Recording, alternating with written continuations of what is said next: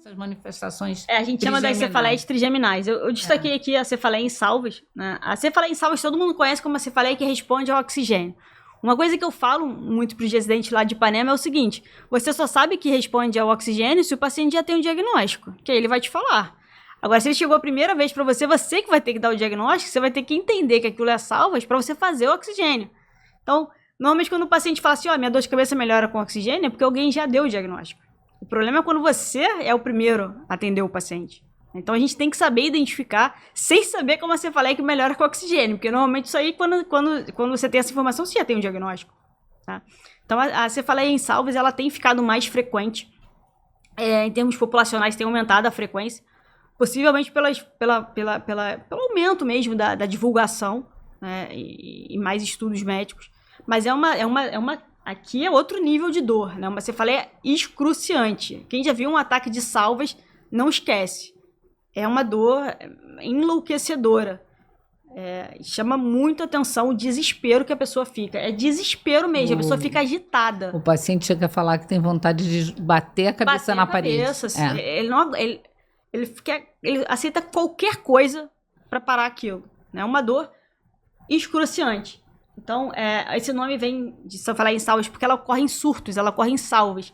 Então, o paciente fica épocas do ano que não tem dor nenhuma, e algumas, após 12 meses, normalmente no outono ou na primavera, ele vai ter esses surtos de dor, que ele pode ter de 1 a 8 episódios de dor por dia.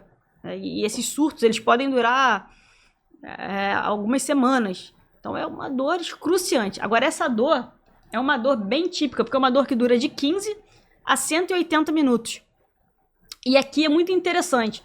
Eu atendi uma vez um paciente no SUS, que a cefaleia em salvas tem questões genéticas, mas tá muito associado ao tabagismo também. E ele tinha uma alta carga tabágica. Ela normalmente aparece à noite. Então, o que acontecia? A dor dele começava à noite, uma dor excruciante. E ele ficava chorando, né? Os sinais trigeminais, que a gente vai falar. Ele ficava agitado andando pela casa, só que dava 20 minutos e melhorava. E aí, quando ele falou que a emergência mais próxima era longe da casa dele, então, de noite, com uma dor que melhora em 20 minutos, ele nunca ia à emergência, né? Então, às vezes, o paciente do sistema público de saúde, às vezes, ele nem busca a emergência, porque é uma dor que, se ele tiver sorte, melhora rápido. Agora, se é uma dor mais prolongada, que pode chegar a 180 minutos, ele vai aparecer na emergência. E a localização dela? É típica também, né? É típica. A irradiação. Fala uma dor de cabeça que vai ser de um lado só, tá? E ela vai estar associada a lacrimejamento, hiperemia conjuntival, olho vermelho, rinorreia, o nariz fica realmente congestionado, né? Congestão nasal, o nariz fica escorrendo, edema, o olho às vezes fica inchado, tem uma vermelhidão e às vezes o olho fica miose, aquela pupila menorzinha, tá? Pode ter ptose também, que é quando a pálpebra cai. Então, metade do rosto ali fica marcado. Normalmente é sempre do mesmo lado, mas 15% dos pacientes podem fazer a lateralização com dor em outro período do outro lado. Uma coisa que eu chamo a atenção aqui é que o tratamento, como eu falei, é oxigênio, né? Como é que você vai fazer o oxigênio? Você vai botar 100%, 12 a 15 litros na máscara não reinalante. Eu sempre peço para o paciente fletir um pouco o rosto, ele mesmo segurar a máscara e apoiar aqui na perna, e ele mesmo fica segurando nessa posição um pouco fletida. É o melhor. Pacientes que têm salvas recorrentes, a gente orienta que tenha oxigênio em casa, porque até ele chegar no hospital, às vezes já passou. Então, o ideal é você ter oxigênio em casa para esses pacientes que têm salvas.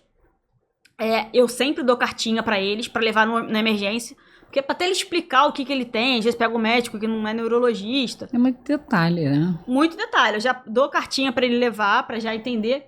E aqui analgésico não funciona. Se eu tô falando analgésico comum, né, oral, não funciona. Eu tô falando de uma dor excruciante, pouca duração, 15 a 183 horas, tá? Então aqui uma opção legal é o Sumax, sumatriptano subcutâneo e o nasal, que a gente tem dificuldade de achar no mercado. Mas só para lembrar para os médicos generalistas que aqui, quando eu for fazer alguma coisa nasal, é na outra narina. Porque se eu fizer na narina da dor, essa narina tá fazendo rinorreia. Não vai adiantar. Então, isso é um erro comum que as pessoas cometem na emergência. Acha que tem que ser do lado e é o oposto. Então, perde, às vezes, o remédio. Então, a narina que você vai fazer é contralateral. A gente pode fazer lidocaína também, nesses pacientes mais refratários. E aqui é o seguinte, acabou a salva, é aí que começa o seu trabalho. Né? Quando acabar a salva, começa o seu trabalho. Porque você vai começar corticoide, vai começar um tratamento profilático, porque essa salva vai voltar. Ela não é episódio único. Ele pode ter até 8 episódios por dia. Então, a gente começa um corticoide, às vezes 60, 40 miligramas, e a droga de escolha profilática, normalmente é o verapamil que a gente faz. Então, e orientar a paciente a parar de fumar, né?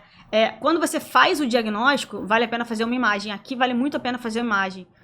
Porque a cefaleia em salvas pode estar associada a tumores, e até alterações vasculares. Trombose de seio pode dar, por exemplo, de cefaleia em salvas. Interessante. Né? Então, aqui tem que ter neuroimagem no diagnóstico. Tem que fazer uma ressonância. Com contraste, é o melhor dos mundos, se for disponível. E do ponto de vista demográfico, né? Quando a gente fala homem e mulher, idade... Aqui é homem, 85% dos casos, homem, tá? A população mundial é menos de 1%, menos de 0,1%. Então é muito pouquinha gente. Menos de 0,1% da população mundial tem a cefaleia em salvas. Mas o neurologista principalmente vai ver, né? E o típico, né? O emergencista vê também. Porque é um paciente que tá na emergência. Vê. Vai ver, alguma vez na vida você vai ver isso, você não vai esquecer.